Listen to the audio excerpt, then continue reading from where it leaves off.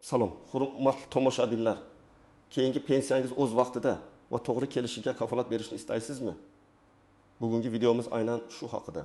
Chunki bu ma'lumot har bir pensioner uchun. Hattoki yaqin kelajakda pensiyaga chiqishni rejalashtirayotganlar uchun ham g'oyat muhim. Diqqat bilan tinglang. Chunki bugun ko'pchilikni xavotirga solayotgan, lekin ko'pchilik bilmagan bir muhim yangilikni muhokama qilamiz. Sizning pensiyangiz bevosita shu masalaga bog'liq bo'lishi mumkin. Hozirdayoq kanalimizga obuna bo'lishni va videoga like bosishni unutmang. Shunda bu muhim ma'lumot boshqalarga ham yetib boradi va ular ham muammolardan xoli bo'lishadi. Bir paytlar pensiya olish jarayoni ancha sodda edi. Ko'pchilik uni hech qanday muammosiz, an'anaviy tarzda qabul qilib kelardi. Pensiya kassasiga borish, pasportni ko'rsatish va pulni qo'lga olish bular odatiy hol edi. Ba'zan hatto pochtachilar orqali uyga yetkazib berish ham keng tarqalgan amaliyot edi.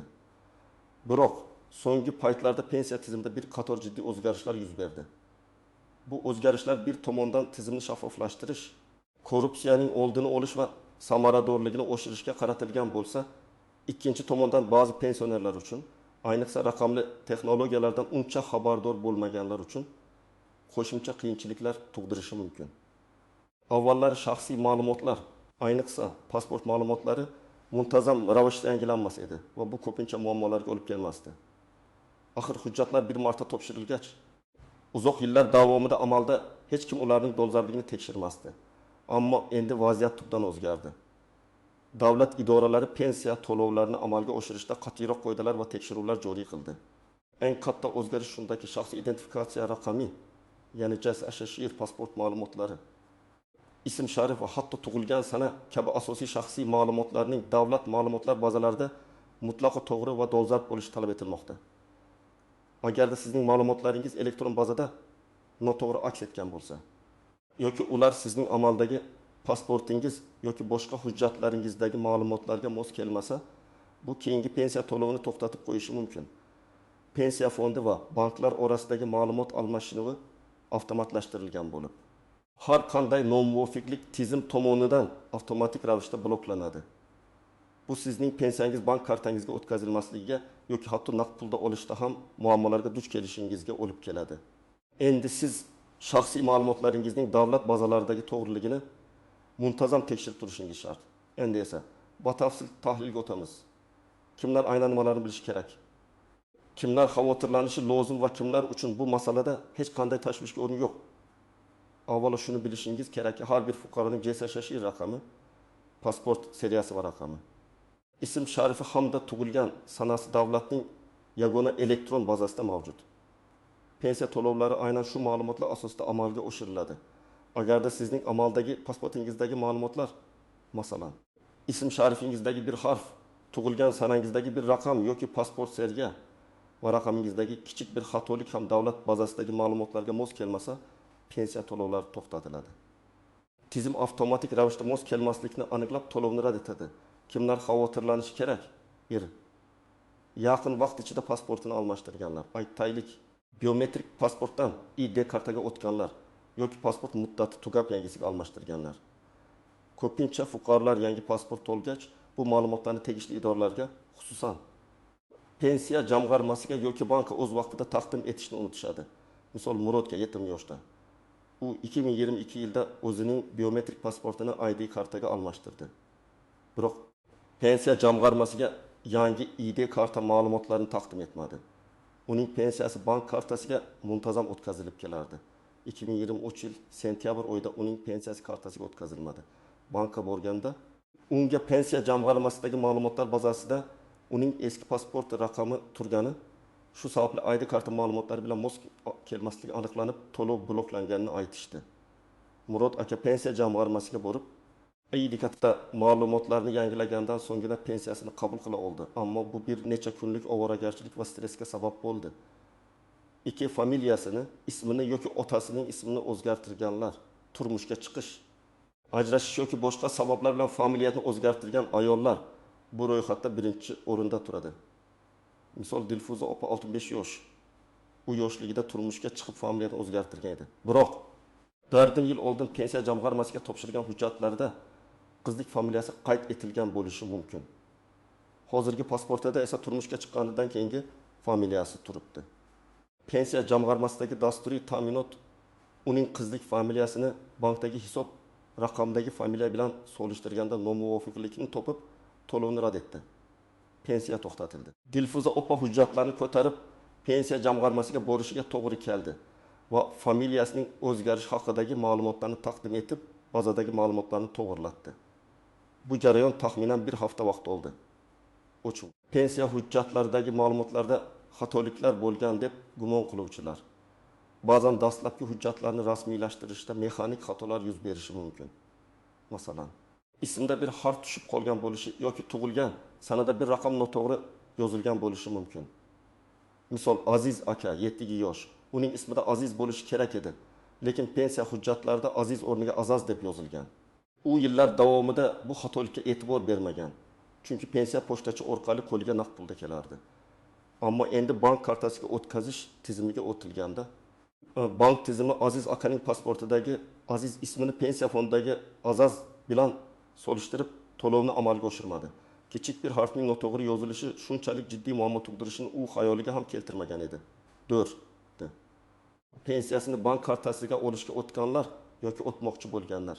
Bank kartasi orqali pensiya olishda ma'lumotlarning to'g'riligi mutlaq zarur.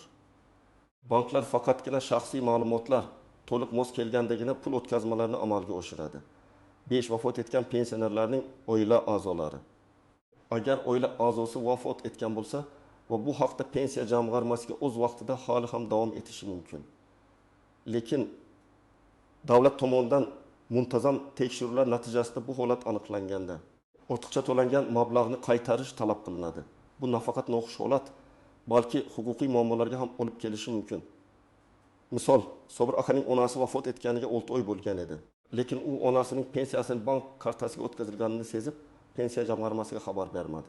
6 oy o'tgach, pensiya jamg'armasi va XDGO fuqarolik holati dalolatnomalarini yozish bo'limi ma'lumotlar bazalari solishtirilganda bu holat aniqlandi. Sobir akadan ortiqcha to'langan pensiya summasini qaytarish talab qilindi. Aks holda huquqiy choralar ko'rilishi haqida ogohlantirildi. Kimlar xavotirlanmasligi mumkin? 1. Pensiya hujjatlarini yaqinda rasmiylashtirganlar va barcha ma'lumotlarni tekshirib olganlar. 2. Pasport yoki boshqa shaxsiy ma'lumotlarda hech qanday o'zgarish bo'lmaganlar va ularning pensiyasi muntazam ravishda muammosiz kelib turganlar.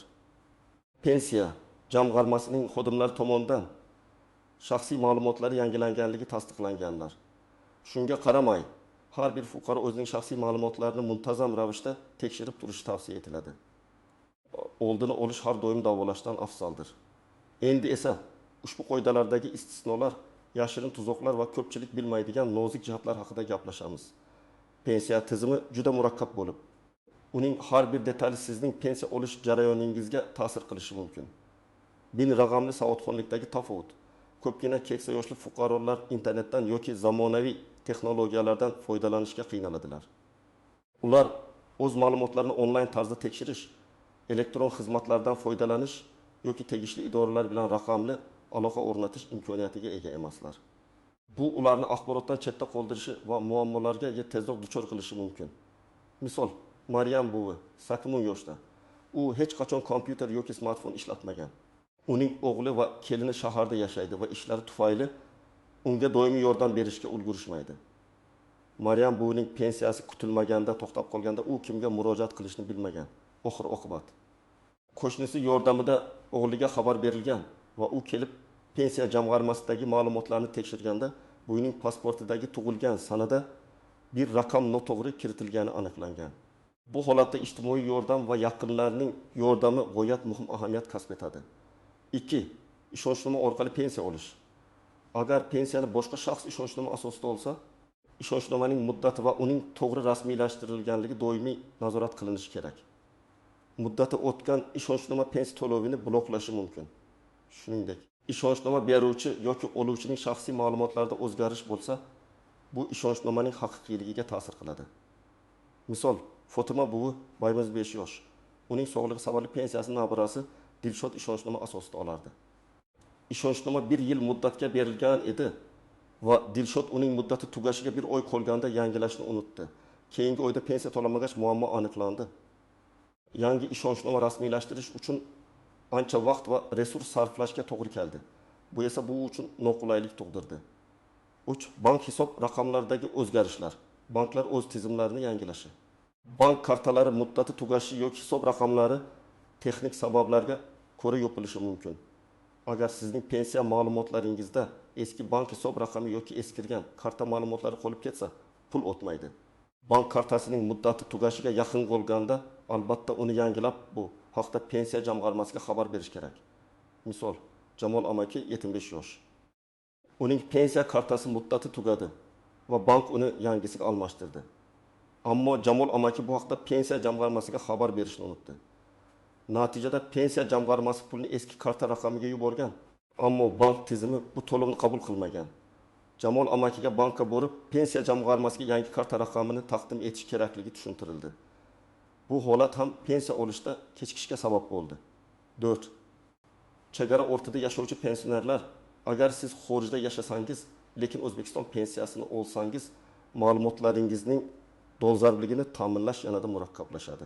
Davlat idoralari har yili ushbu toifadagi fuqarolarning hayotda ekanligini tasdiqlashni talab qilishi mumkin. Bu holatda konsullik xizmatlari orqali tegishli hujjatlarni rasmiylashtirish zarur bo'ladi. 5. Mehnatga layoqatsiz yoki to'shaqda yotgan shaxslar. Agar pensioner jismonan pensiya jamg'armasiga bora olmasa, bu holatda uning yaqinlari yoki qonuniy vakillari uchun maxsus tartiblar mavjud. Ba'zi hollarda pensiya jamg'armasi xodimlari uyga borib shaxsni tasdiqlashlari mumkin. Ammo bu tartibni oldindan pensiya jamg'armasi bilan kelishib olish kerak. 6. Unobius nuanja kichik xatolar. Ba'zan hatto eng kichik xatolik ham katta muammolarga sabab bo'lishi mumkin. Masalan, pasportdagi bir harfning tushib qolishi, tug'ilgan sanadagi bir raqamning noto'g'ri kiritilishi, JSHR raqamidagi xatolik yoki bankdagi ma'lumotlarda joylashuvida kichik farqlar. Masalan, ko'chasi so'zining qisqartmasi ko'ch yoki k deb yozilishi ham tizim tomonidan nomuvofiqlik sifatida qabul qilinishi mumkin. Tizim nihoyatda sezgir va har qanday mos kelmaslikni avtomatik ravishda bloklaydi. Shuning uchun har bir detalga e'tibor berish muhim. Endi esa eng muhim qismga o'tamiz, amaliy maslahatlar. Keyingi pensiyangiz korrekt kelishi uchun nima qilishingiz kerak? Qaysi hujjatlarni to'plashingiz, qayerga borishingiz va nimani yozishingiz kerak? Bularning barchasini bosqichma-bosqich tushuntiraman. Birinchi qadam. Pasportingizni tekshiring. Eng avvalo, pasportingizning amal qilish muddatini tekshiring. Agar muddat o'tgan bo'lsa yoki yaqin orada o'tadigan bo'lsa, zudlik bilan yangisiga almashtiring. Yangi pasport, ya'ni ID karta olganingizdan so'ng uning ma'lumotlari pensiya jamg'armasi bazasida yangilanganligiga ishonch hosil qiling. Buni Ichki ishlar vazirligining e-pasport portali orqali yoki shaxsan pasport stoliga murojaat qilib bilishingiz mumkin. Shuningdek, pasportingizdagi familiya, ism, otasining ismi va tug'ilgan sana ma'lumotlarining xatosiz yozilganligiga e'tibor bering. Har bir harf va raqamning to'g'riligi juda muhim. Ikkinchi qadam. JSHR shaxsiy identifikatsiya raqamini tekshiring. JSHR raqamingiz to'g'ri ekanligiga ishonch hosil qiling. Bu raqam sizning pasportingizda ko'rsatilgan. Uni o'zingizning shaxsiy ma'lumotlaringiz bilan birgamay Po'okov. Uz hukumat portalida yoki Xalq banki filiallarida tekshirishingiz mumkin. MyPo'ydagi Uz portaliga kirish uchun elektron raqamli imzo IRI yoki SMS identifikatsiya kerak bo'ladi. Agar sizda bu imkoniyatlar bo'lmasa, Xalq bankining eng yaqin filialiga shaxsan murojaat qiling. Bank xodimi sizning JSHR raqamingiz va boshqa pasport ma'lumotlaringizning tizimdagi holatini tekshirib bera oladi. Uchinchi qadam. Bank hisob raqamingizni va kartangizni tekshiring. Agar pensiyani bank kartasiga olsangiz, kartangizning amal qilish muddatini tekshiring. Agar muddati tugagan bo'lsa, bankka murojaat qilib yangi karta oling. Eng muhimi, yangi karta olganingizdan so'ng bu haqda pensiya jamg'armasiga xabar berishni unutmang. Aks holda pensiya eski karta raqamiga yuboriladi va u sizga yetib bormaydi. Bank filiali yoki bankning rasmiy mobil ilovasi orqali hisob raqamingiz holatini tekshiring. Kartangizning sizga tegishli ekanligiga va undagi ism sharifingiz pasportingizdagi to'liq mos kelishiga ishonch hosil qiling. 4-qadam. Pensiya jamg'armasiga murojaat qiling. Eng samarali usul bu bevosita pensiya jamg'armasining hududiy bo'limiga borish. O'zingiz yashaydigan yoki pensiyangiz rasmiylashtirilgan tuman, shahar pensiya jamg'armasi bo'limiga murojaat qiling. Qaysi hujjatlarni o'zingiz bilan olib borishingiz kerak?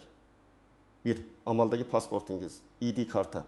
2 pensiya guvohnomangiz, 30 bank kartangizning rekvizitlari, agar pensiyani kartaga olsangiz, 4 o'zgarishlarni tasdiqlovchi hujjatlar, masalan, familiya o'zgargani haqidagi nikoh guvohnomasi, tug'ilganlik haqidagi guvohnoma va okazo.